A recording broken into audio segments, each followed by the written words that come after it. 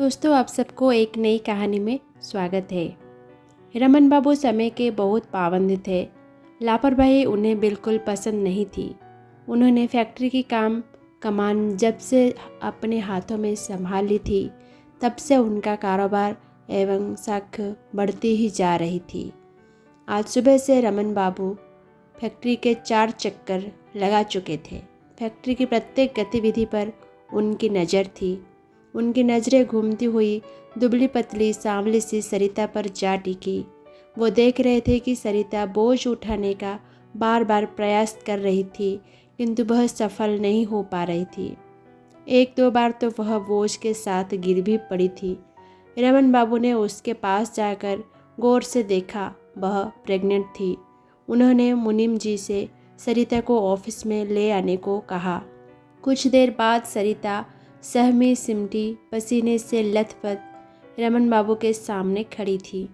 रमन बाबू ने उससे कहा, देखो सरिता, तुम्हारी तबीयत ठीक नहीं है। तुम अपना काम ठीक से नहीं कर पा रही हो। इतना कहकर रमन बाबू ने सरिता की ओर देखा तो उन्होंने महसूस किया कि उसकी आंखें अज्ञात आशंका से विस्मित हो रही थी। वह कांप रही थी। रमन बाबू ने आगे कहा, जब तक तुम्हारी तबीयत ठीक नहीं हो जाती, तब तक तुम काम पर मत आना। घर पर ही आराम करो। लेकिन हमारे बच्चों का क्या होगा? घर गृहस्थी का खर्चा कैसे चलेगा? मजदूरी नहीं करूँगी तो बच्चे कैसे पालूँगी? कहते कहते उसकी आंखें भर आई। मुझे एक मौका और दीजिए, मैं ठीक से अपना काम करूँगी, कहकर वह वहीं फर्श पर बैठ गई। रमन बाबू ने उसे उठाया। फैक्ट्री का प्रत्येक मजदूर हमारे लिए महत्वपूर्ण है।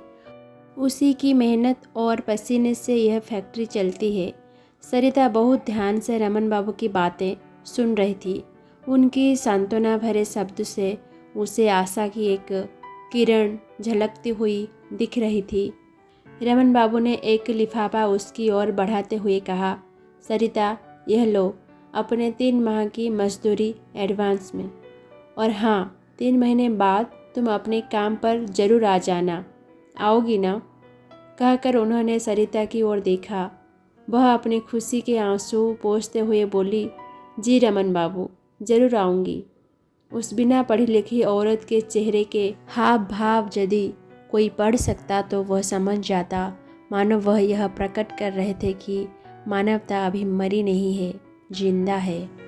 दोस्तों, आशा करती हूँ कि इस छोटी सी कहानी आपको पसंद आई होगी। अगर कहानी पसंद आई हो तो इसको लाइक कीजिए, कमेंट कीजिए, और अगर हमारे चैनल पर नए हैं तो हमारे चैनल को सब्सक्राइब करना मत भूलिएगा।